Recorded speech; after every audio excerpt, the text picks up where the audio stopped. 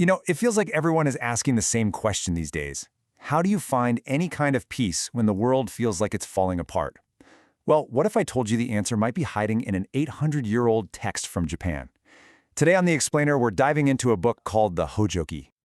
So the book opens with this absolutely beautiful line. It's this incredible metaphor, right? He's basically saying life is totally fleeting. We're like the foam on the water, you know? Here one moment, gone the next. It just pops up and then vanishes. But here's the thing. This wasn't some peaceful reflection written in a quiet monastery somewhere. No, this was written amidst absolute chaos. We're talking incredible violence, a total turning point in Japanese history. It's a quiet thought, but it's being screamed from the middle of a hurricane. And that really gets to the core of it. The author, this guy named Kamo no Chomei, who was this disgraced poet, by the way, he was desperately trying to answer that question. Not just for himself, but really for all of us. Okay, so to really get what Chomei was trying to do, you first have to understand the world he was running from. And I mean, it was basically apocalyptic. You really have to feel the scale of the disaster to understand why his solution was so radical.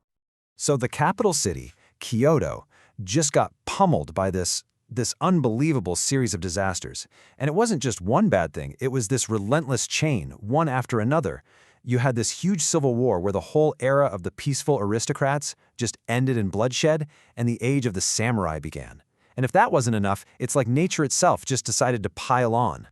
I mean, the devastation was so complete, so total, that people genuinely believed they were living through what's called Mappo. It's this Buddhist idea of a final prophesied age, basically the end of the world. So you can just imagine the vibe in the city, right? Just this deep, dark feeling of nihilism and despair everywhere.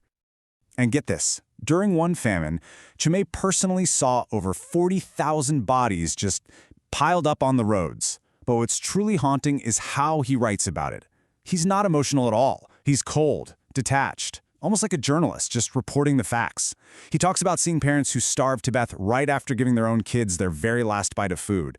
And that coldness, it just makes the horror feel so much more real. Right. So while all of this is going on, the entire city is in chaos. The author himself is dealing with his own personal meltdown. It's not just a story about a city burning down. It's about a man's life going up in smoke right along with it.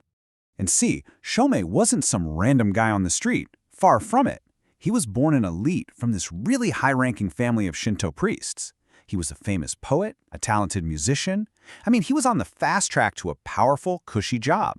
But then, poof, it was all snatched away from him because of some ugly family drama and power struggles. So by the time he's 50, his career's just done.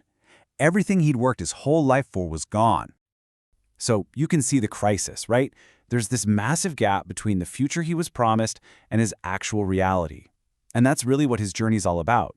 He had to figure out how to be happy after the future he thought was a sure thing completely disappeared. So what did he do? Well, his response was pretty radical. Instead of trying to claw back his old life, he did something completely different. He built something totally new and incredibly small. And this is where his whole philosophy really starts to take shape. So, in his 50s, Chomei just turns his back on everything. The burning city, his failed career, all of it. He heads deep into the mountains and builds, well, what we'd probably call the original tiny house. And that's actually where the book gets its name. The Hojoki is named after this little hut. And this was no ordinary shack either. Get this. His hut was completely portable. He designed it so he could take it apart and put it back together anywhere he wanted. Think about it. In a world where your house could be destroyed in a flash, Chomei built one that wasn't tied down. He basically invented van life, just, 800 years ahead of schedule. Everything he owned fit inside this one tiny little space. He had very few possessions, really just enough for survival, and, this is the important part, his art.